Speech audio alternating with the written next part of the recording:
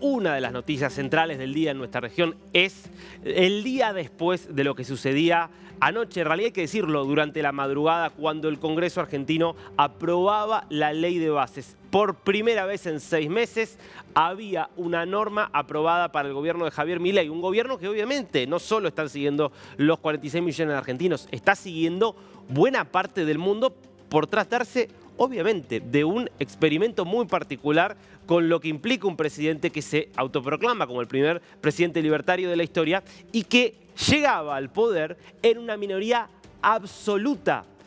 72 integrantes tiene el Senado de la Nación Argentina. Cuando asumió Milei tenía solo 7 senadores, el 10%. ¿Cómo lograr en ese contexto de adversidad llevar adelante reformas? Bueno, por eso lo que ocurrió anoche, lo que ocurrió esta madrugada, tiene mucho de mostrar capacidad de gobernabilidad al haber logrado la aprobación de estas dos leyes, tanto de la ley de bases como del paquete fiscal, de la misma forma que también tiene señales de gobernabilidad haber podido resistir lo que pasaba en la calle, de lo que vamos a estar hablando en un ratito, pero que fue realmente brutal, con un intento deliberado de impedir que el Congreso sesione. Pero vamos a tratar de entender qué es lo que cambia en concreto con la aprobación o la media sanción que le da el Senado a la ley de bases, reiterando que esto deberá volver a la Cámara de Diputados para su tratamiento definitivo. Vamos a analizar las 6 principales modificaciones,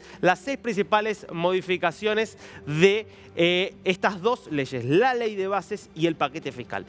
Vamos a ir primero con 4 que corresponden a la ley de bases. La primera, facultades delegadas. Quizás una de las cosas que más esperaba el presidente Javier Milei. Esto es, el Congreso cediéndole al presidente facultades durante un año. ¿Para qué? Bueno, competencias extraordinarias por un año en materia administrativa, económica, financiera y energética. Esto le permite, entre otras cosas, declarar emergencias en estas áreas y sobre todo reorganizar buena parte de la estructura del Estado. Hay, y se incluyeron tanto en diputados como en Senado, determinados organismos que Milei no va a poder tocar, pero hay una amplia gama de organismos, de instituciones, de lo que podríamos llamar la infraestructura del Estado que va a poder modificar casi a discreción Milei, y esto es central para un gobierno que quiere achicar el Estado, que quiere bajar el gasto público y que quiere que haya mayor eficiencia. Es una herramienta importante que tendrá a disposición Milei. Segunda modificación que también era muy impulsada por el gobierno, el régimen de incentivo a las grandes inversiones, lo que se ha conocido como RIGI, algo que recibió varias modificaciones respecto del proyecto original. Primero había recibido modificaciones en diputados y también recibió modificaciones en el Senado. ¿Qué es lo que establece este régimen? Bueno, entre otras cosas, beneficios impositivos, aduaneros y cambiarios durante 30 años, estabilidad normativa y protección contra abusos del Estado para proyectos que superen los 200 millones de dólares. ¿En qué está pensando aquí el gobierno? Es Argentina, que se ha dedicado permanentemente a incumplir contratos, que ha prohibido la distribución de dividendos de forma discrecional, que ha estatizado de forma discrecional. Ahora está con un juicio, por ejemplo, multimillonario, que va a tener que pagar por haber expropiado sin cumplir con los requisitos a la empresa YPF. Bueno, si estamos hablando de un país que permanentemente va al default de la deuda soberana que emite, la única forma de atraer inversiones compitiendo con países mucho más estables, mucho más confiables, como son Chile y Brasil, por ejemplo, es dar garantías superiores a las que te dan Brasil y Chile. De esto se trata este régimen a las grandes inversiones. Esto ha sido modificado por el Senado. ¿Qué significa esto? Que cuando vuelva a la Cámara de Diputados, los diputados tendrán 2 opciones: aprobar tal cual quedó esto modificado por el Senado o aprobar el capítulo tal cual había salido originalmente de diputados, que era más beneficioso, con mayores garantías para las empresas que quisieran venir a invertir. Tercera modificación de esta norma.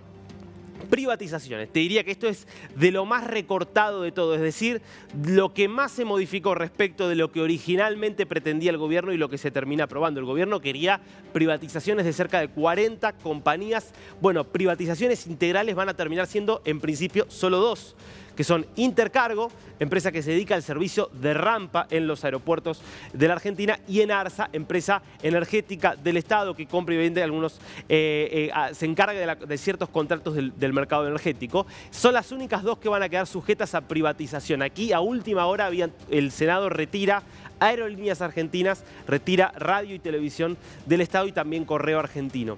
También hay, como algo adicional, sin llegar a hacer privatizaciones, las empresas ferroviarias y los corredores viales quedan sujetos a concesión privada. Es decir, puede ingresar el sector privado, se puede concesionar sin que deje de ser de propiedad estatal. Acá de vuelta, habrá que ver qué pasa en la Cámara de Diputados. Los diputados pueden decir, no lo dejo esto como lo estableció el Senado, insisto con lo que originalmente había salido de diputados. Esto es importante tenerlo en cuenta. Diputados tiene esas 2 opciones. O aprueba lo que salió de diputados o aprueba lo que aprobó anoche el Senado. No puede seguir discutiendo otras cosas o introducir otros cambios. Son esas 2 opciones las que va a tener y después sí va a terminar saliendo la ley. Cuarta modificación y última de las importantes de lo que es ley bases. Reforma laboral. Esto también sufrió modificaciones, pero tiene cambios sobre la legislación laboral actual. Se eliminan las sanciones contra el trabajo informal. Acá en realidad lo que se hace es, bueno, si una empresa tiene trabajadores no registrados y quería registrarlos, tenía que pagar un montón de costos, de multas. Bueno, lo que se hace aquí es, para incentivar justamente el trabajo registrado, es eliminar muchas de esas multas, muchas de esas limitaciones que existían para que justamente pueda una empresa tener un incentivo a poner en blanco. También se crea la figura laboral del trabajador independiente con colaboradores. Esto es, si hay un trabajador que trabaja medio por su cuenta y tiene otras personas que de alguna manera contrata, pero se trata entonces de alguien que tiene solamente 4 o 5 colaboradores, no de una empresa que tiene muchos empleados, bueno, que pueda tener un régimen donde no tengan que ser directamente empleados, están en relación de dependencia de este trabajador, sino que sean contratos y que puedan tener una forma de, en este caso, de trabajadores independientes asociados, lo cual le quitaría muchas responsabilidades, pero le permitiría por lo menos que estos sean considerados trabajadores independientes y que puedan hacer aportes jubilatorios y tener obra social. También se amplía el periodo de prueba. Actualmente en 3 meses pasa a ser de 6 meses, con la posibilidad en algunas empresas más chicas de ampliarlo hasta entre 8 y 12 meses. Este también era un reclamo del sector privado porque decían, bueno, 3 meses es demasiado poco para ver si un trabajador está apto o no para desempeñar un rol. Esto es ley de bases, lo más importante. La otra ley que se termina aprobando ya entrada la mañana de este jueves tiene que ver con el paquete fiscal.